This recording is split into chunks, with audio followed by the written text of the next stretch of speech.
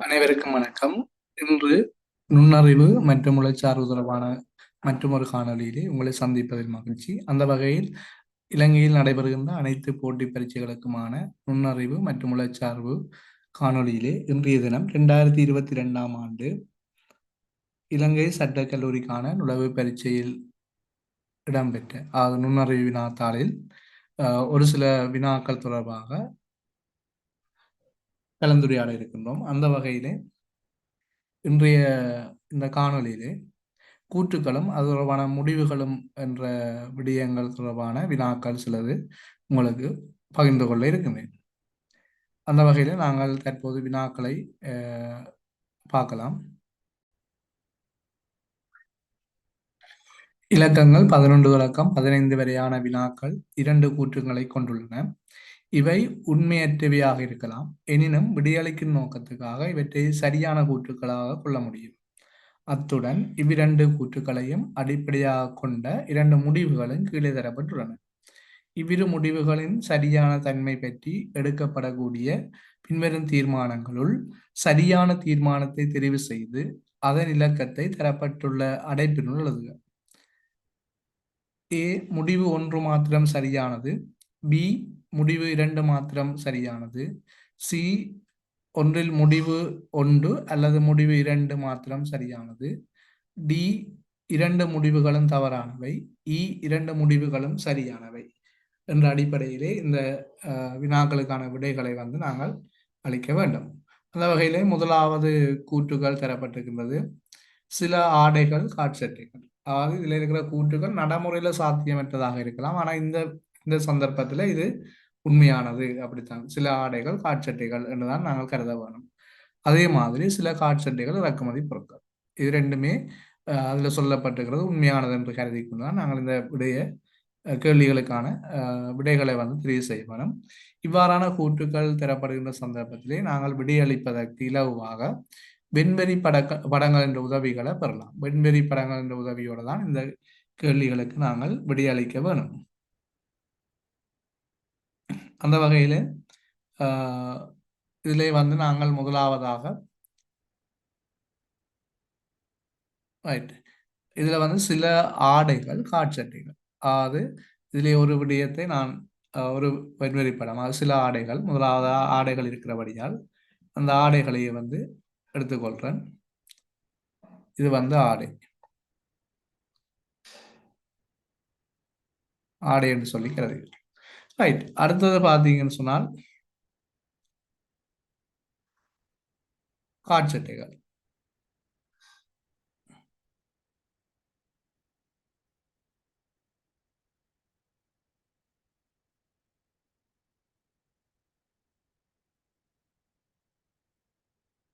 அடுத்தது காட்சட்டைகள். ரைட். அதுல நாங்கள் சில ஆடைகள் என்று சொன்னா இந்த 2 படங்களுமே இடைவெட்டவன் இடைவெற்ற என்று சொல்லி நாங்கள் கணிதத்திலே கற்றிருப்போம். இடைவெற்றதாக அமைய வேணும். ரைட். இதுல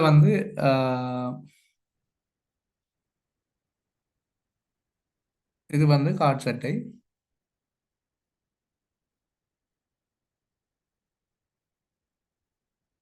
முதல் எழுத்து நான் இதில் எழுதியிருக்கிறேன், காட்சட்டை.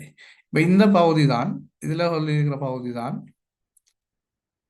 சில ஆடைகள் சில காட்சட்டைகள் என்ற அடிப்படையில எடுத்துக்கொள்ளலாம். அதாவது ஆடைகள்ல ஒரு பகுதி காட்சட்டைகளாக இருக்கு, அதே மாதிரி காட்சட்டைகள்ல ஒரு பகுதி ஆடைகளாக காணப்படுகிறது. அது இடைவெட்டுகின்ற பகுதி தான் சில ஆடைகள் காட்சட்டைகள். அப்ப சில ஆடைகள் காட்சட்டைகள் என்று சொல்லும் போது ரெண்டும் இடைவெட்டும் என்றதை நீங்கள் நினைவில் நிறுத்திக் கொள்ளுங்கள். அடுத்தது பார்த்தீங்கன்னா சில காட்சட்டைகள் இறக்குமதி பொருட்கள். ஆடைக்கும் இந்த இறக்குமதி பொருட்களுக்கும் தொடர்பில்லை. அப்ப காட்சட்டைக்கும் இறக்குமதி பொருட்களுக்கும் தொடர்பு இருக்கிறதால இந்த வட்டம் இப்படி அமையும். அதாவது காட்சட்டையை இடைவெட்டி போறதா இருக்கு. அப்ப இது இறக்குமதி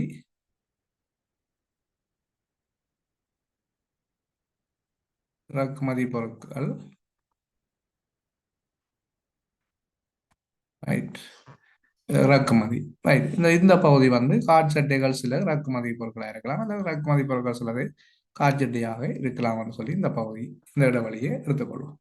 இப்ப இதை வச்சுக்கொண்டு நாங்கள் ஒரு முடிவுக்கு வரலாம். என்னன்னு சொன்னால், சில ஆடைகள் காட்சட்டைகளாக இருக்கின்றன, அல்லது சில காட்சட்டைகள் ஆடைகளாக இருக்கின்றன. அதே மாதிரி சில காட்சட்டைகள் இறக்குமதி பொருட்களாக இருக்கின்றன, அல்லது சில இறக்குமதி பொருட்கள் ஆடைகள் காட்சட்டைகளாக இருக்கின்றன. இவ்வளவுதான் இதுல வரக்கூடிய முடிவு. அப்ப இதுல சொல்லியிருக்கு சில ஆடைகள் இறக்குமதி பொருட்கள். இந்த ஆடைக்கும் இறக்குமதி பொருளுக்கும் தொடர்பில்லை. அப்ப இந்த கூற்று வந்து பிள்ளை. சில ஆடைகள்,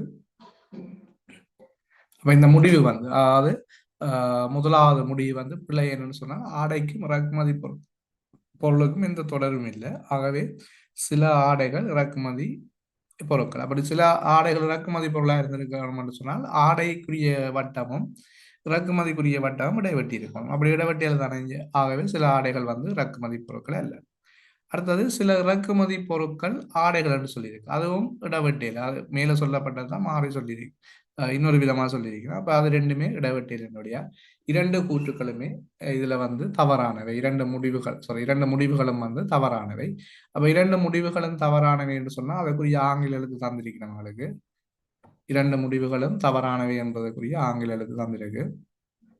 அந்த வகையில இரண்டு முடிவுகளும் தவறானவை என்று சொன்னால் ஆங்கில எழுத்து டியை குறிக்கிற விடை வந்து இதுல ஆங்கில எழுத்து டியை குறிக்கிறது வந்து இலக்கம் 3.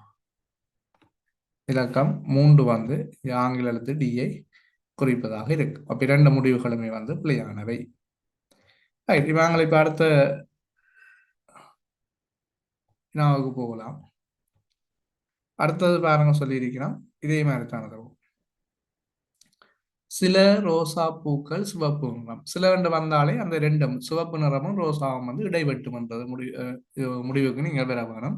இதுல வந்து சில ரோசா பூக்கள் வந்து இது ரோசா பூ, ரைட். அதுல வந்து இடைவெட்டும் என்ற ஒரு முடிவுக்கு வாரீங்கள். அப்ப இதுல வந்து ஒன்று இது ரோசா பூ,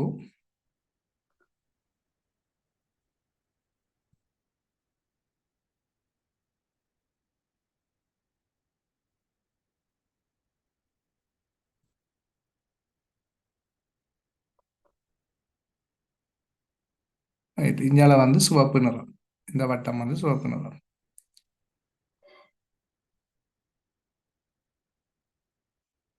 ரைட். இது சிவப்பு நிறம். அப்ப இந்த பகுதி வந்து சில ரோசா பூக்கள் வந்து சிவப்பு நிறமாக இருக்குன்னு சொல்லி சொல்லப்படுகிறது. முதலாவது கூற்றுக்கு அமைவாக நாங்கள் அதை தொடர்படுத்தி இருக்கிறோம். அடுத்தது மஞ்சள் பூக்கள் ரோசா பூக்கள் அல்ல. மஞ்சளுக்கும் ரோசாக்கும் தொடர்பில்லை. அதே போல சிவப்பை பற்றியும் எந்த கதையும் சொல்லல. அப்ப இது வந்து மஞ்சள் பூக்கள் தனிய ஒரு வட்டம், ஒன்றோடையும் தொடர்பு படுத்தி இங்க சொல்லல எங்களுக்கு. அவை மஞ்சள் பூக்கள் வந்து தனிய ஒரு பகுதியாக இருக்கின்றது. அப்ப மஞ்சள் பூக்கள் ரோசா பூக்கள் அல்ல. அதே போல சிவப்புக்கையும் அது இருக்கா இல்லையான்றதை பற்றி சொல்லு. இப்ப இதை வச்சுக்கொண்டு நாங்கள் முடிவுக்கு வரலாம். சில சிவப்பு பூக்கள் ரோசா பூக்களாக இருக்கலாம். சில சிவப்பு நிறம் வந்து ரோசா பூவாக இருக்கலாம், அல்லது ரோசா பூக்கள் சிலது சிவப்பு நிறமாக இருக்கலாம். இதுல வேணும் சில சிவப்பு பூக்கள் மஞ்சள் பூக்கள்னு சொல்லியிருக்கிறோம். அப்ப ரெண்டுக்கும் தொடர்பில்லை தானே, சிவப்புக்கும் மஞ்சளுக்கும். சரிதானே, தொடர்பு இருக்கலாம் இல்லாமல். அதை பற்றி எங்களை சொல்லி வேண்டும். ஆகவே அது நிச்சயமற்ற தன்மை. எங்களுக்கு தெரியாது, அதை பற்றி அதில் முடிவு தெரியாது. அப்ப நாங்கள் தெரியாதபடி அது முடிவு பிள்ளை என்றே எடுத்துக்கொள்வோம். முடிவு வந்து பிழையானது. அப்ப அந்த முடிவு வந்து பிழை என்று சொல்லி நாங்கள் பெறலாம். அடுத்தது பார்த்தீங்கன்னு சொன்னால் சகல மஞ்சள் பூக்களும் சிவப்பு நிறம். அதுக்கும் தொடர்பில்லை. சகல மஞ்சள் பூக்களுக்கும் வந்து சிவப்பு நிறம்னா அதுவும் ரெண்டுமே தொடர்பு இருக்கலாம், தொடர்பு எங்களுக்கு தெரியாது, தொடர்பு இருக்கா இல்லையான்னு தெரியாது. ஆனால் இந்த தரப்பட்டதின்படி வெளிப்படையான உண்மை வந்து ரெண்டுக்கும் தொடர்பில்லை. அப்ப அதுவும் வந்து பிழை. அப்ப இங்க முடிவு இரண்டுமே வந்து பிழை என்றபடியால் முடிவு இரண்டு பிழை என்றதுக்கு வந்து ஆங்கில குறியீடு டி. ஆகவே நாலாவது விடை வந்து இங்க டி ஆக இருக்கு. சரிதானே, ரைட். ஓகே, நாங்களே அடுத்ததுக்கு வருவோம். அடுத்த மூன்றாவது சொல்லப்பட்டது. மூன்றாவது கூற்று பாருங்க. மூன்றாவது கூற்று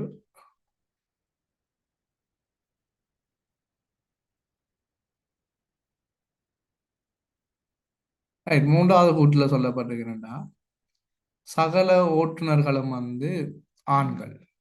அப்ப சகல என்று வந்தால் இது வந்து உள்ளுக்கு வர வேண்டிய வட்டம். சகல ஓட்டுநர்களும் வந்தா ஆண்கள். இது வந்து சகல ஓட்டுநர்களும் ஆண்கள். அப்ப ஓட்டுநர்கள், சகல ஓட்டுநர்கள், இது ஓட்டுநர்.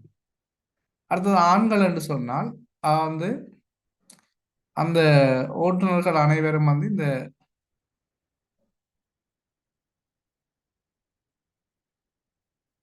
ரைட் ஆண்களுக்குள்ள உள்ளடங்கினம். சகல ஓட்டுநர்களும் ஆண்கள் என்றதை கருத்தார் என்றால் ஆண்களுக்குள்ள சகல ஓட்டுநர்களும் வந்துவிடும். ஆகவே சகல ஓட்டுநர்கள் வந்தால் இந்த சகல ஓட்டுநர் வந்து உள்வட்டமாக இருக்க வேணும். அதற்கு வெளியில வந்து அந்த ஆண்கள் என்ற ஒரு வட்டம் இருக்க வேணும். அதுல அந்த படம் வந்து ரைட்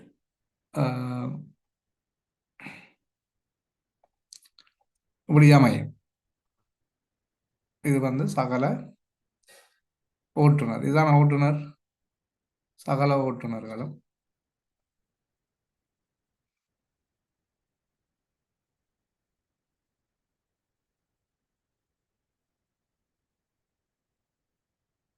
ஓட்டுநர்களும் இது வந்து ஆண்கள்.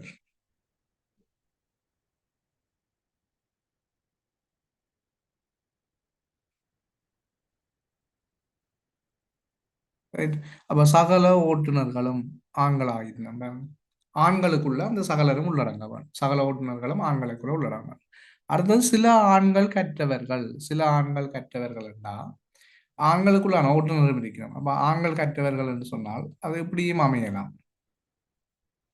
இரண்டையும் இது வந்து கற்றவர்கள். இரண்டையும் வந்து வெட்டி செல்ற மாதிரியும் அமையலாம். அவங்களை கற்றவர்கள். சரிதானே? அப்ப இரண்டும் வந்து இல்ல வந்து இரண்டால் ஓட்டுநர்களுக்கு ஆண்கள் இருக்கணும். அதே போல ஆண்கள் என்ற ஒரு பகுதியும் இருக்கிறபடியால் அது கற்றவர்கள் ஆக இருக்கிறதுக்கான வாய்ப்புகள் இருக்கு. அப்ப இதை வச்சுக்கொண்டு நாங்கள் ஒரு முடிவுக்கு வரலாம். ஓட்டுநர்கள் சிலர் கற்றவர்கள். இந்த இந்த இடைவெளியை வச்சுக்கொண்டு நாங்கள் ஒரு முடிவுக்கு வரலாம்.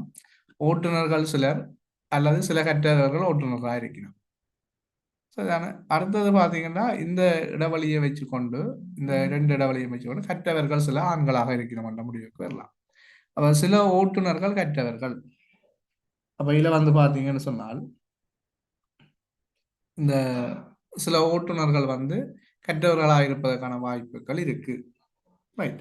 அப்போ அடுத்தது சில கற்றவர்கள் ஆண்கள். அப்ப சில கற்றவர்கள் வந்து இதுல ஆண்களாக இருக்கிறதுக்கான வாய்ப்புகளும் இருக்குது. என்னன்னு சொன்னா இந்த பகுதி வந்து கற்ற ஆண்களை மட்டும் குறிக்கும். இந்த பகுதி வந்து கற்ற ஓட்டுநர்களையும் ஆண்களையும் குறிக்கும். சரி. அப்ப இதுல எங்களுக்கு சொல்லப்பட்டது வந்து சில சகல ஓட்டுநர்களும் ஆண்கள், சில ஆண்கள் கற்றவர்கள். அப்ப நாங்கள் இதை வந்து இப்படியும் கீறலாம். சில ஆண்கள் கற்றவர்கள் என்ற மட்டும் கீறலாம். அப்ப அப்ப அந்த வகையில அந்த முடிவுக்கும் பெறலாம். நாங்கள் சில ஆண்கள் கற்றவர்கள் என்ற ஒரு முடிவையும் கொண்டு வரலாம். அப்ப இந்த இடத்துல வந்து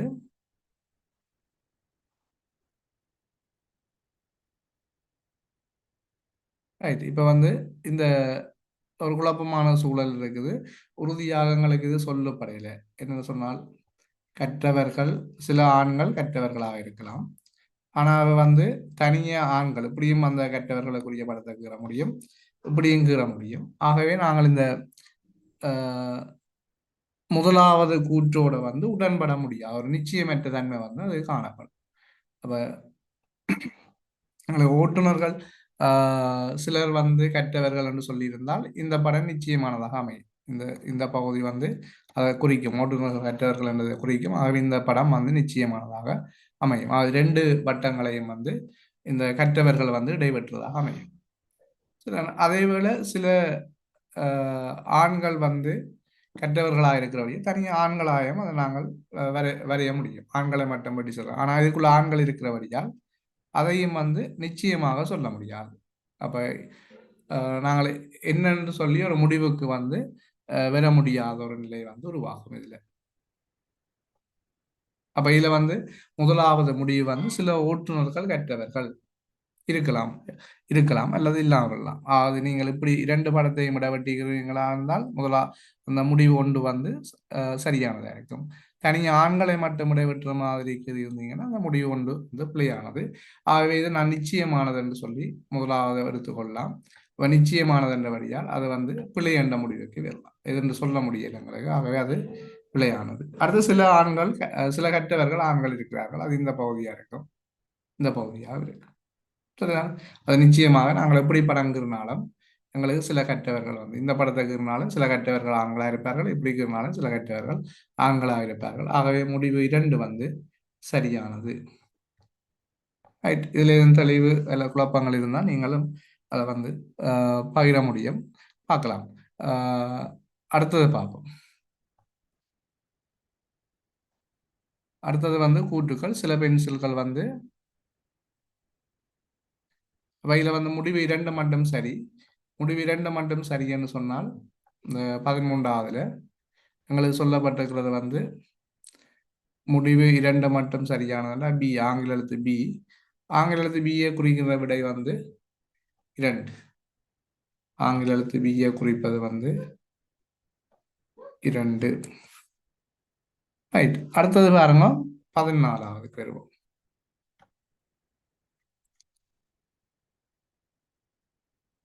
14வது சில பேனாட்கள் பென்சில்களாகும். அப்ப நான் இது சொன்ன மாதிரி, முன்னமே சொன்ன மாதிரி சில பேனாக்கள் இருக்குது. அதை விட வந்து சில பென்சில்கள், சில பேனாக்கள் வந்து பென்சில்கள் ஆகும். அப்ப ரெண்டும் இடவெற்ற பகுதி ஒன்று இருக்கும். தானே? இடவெட்டும் போது இது வந்து சில பேனாக்கள் பென்சில்களாக மாறும். அப்ப இது வந்து பேனா,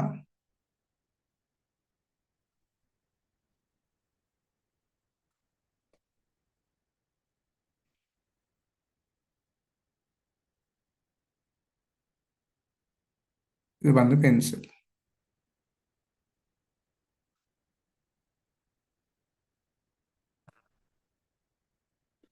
ரைட்.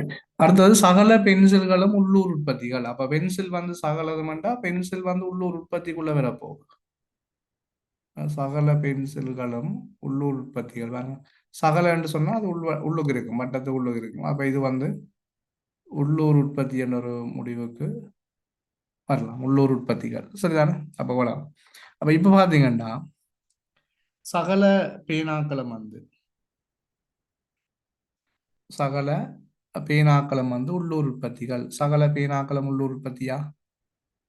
இல்ல. பேனை வந்து இது தனியே இருக்கு பாருங்க.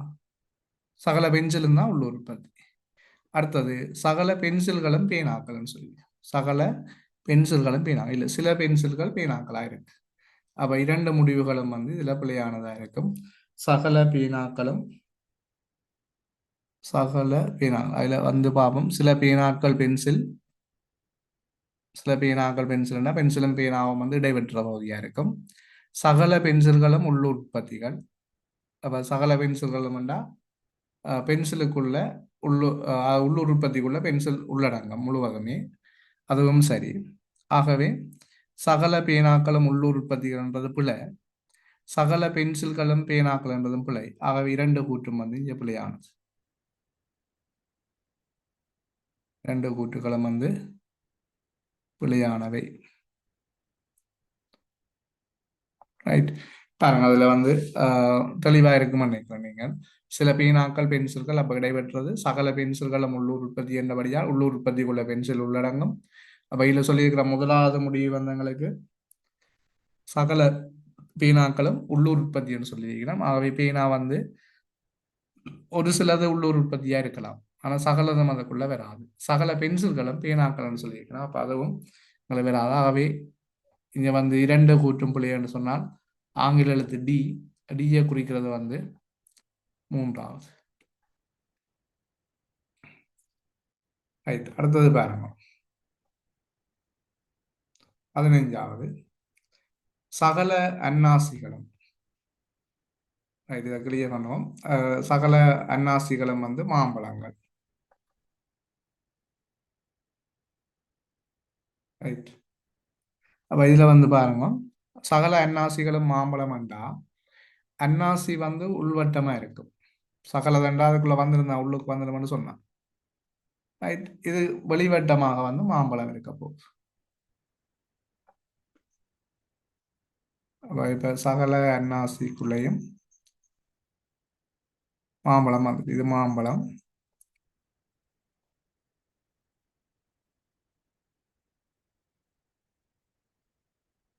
அடுத்து இது அன்னாசி.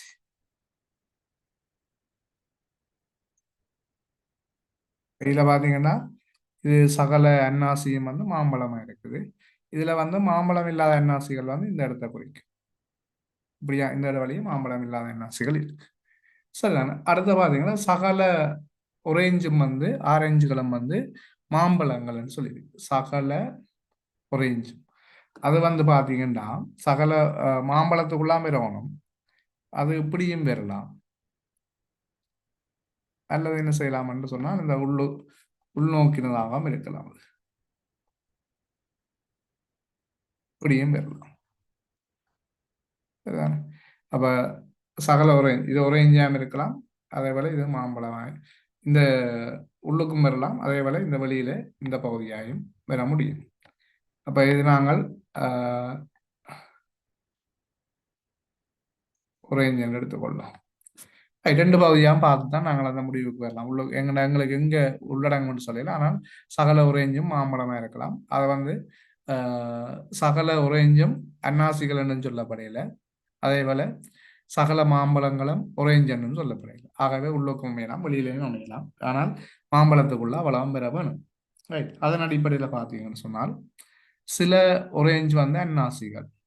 அப்ப சில ஒரேஞ்ச் வந்து அன்னாசிகளாக இருக்கிறதுக்கு வாய்ப்பு இருக்கு. சகல ஒரேஞ்சும் அந்த மாம்பழமாக இருக்கிறபடியால் அந்த மாம்பழங்கள் வந்து அதுக்குள்ள உள்ளடங்கலாம். அன்னாசிகள் வந்து இந்த ஒரேஞ்சுகளுக்கு உள்ளடங்கலாம், அல்லது ஒரு சில பகுதிகள் வந்து உள்ளடங்கலாம். நான் திரும்ப ஒரு காகுகிறோம் பாருங்க. தனித்தனியாக நான் ரெண்டு சந்தர்ப்பத்தையும் தனித்தனியாக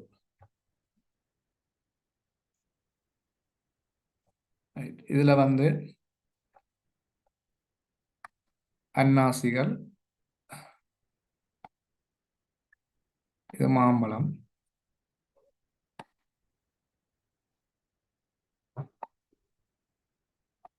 அன்னாசி,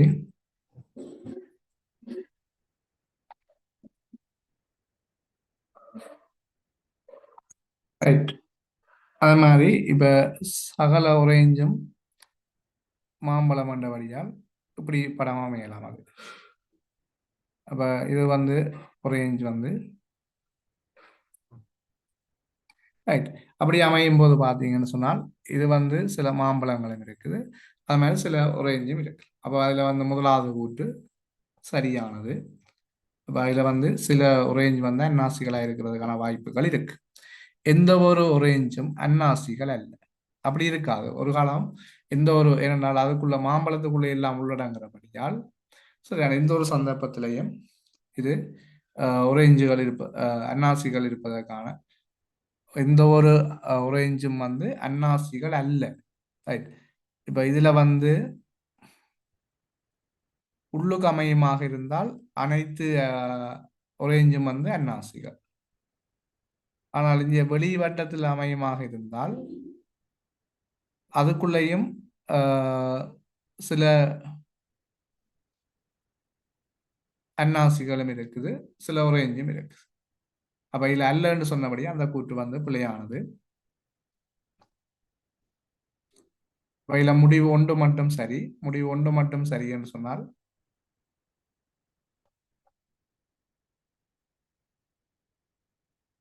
முடிவு ஒன்று மட்டும் சரி என்று சொன்னால் ஏ வந்து குறிக்க வேணும். அப்ப ஏ குறிக்கிற இடம் ஏக்குரிய இலக்கம் வந்து 1.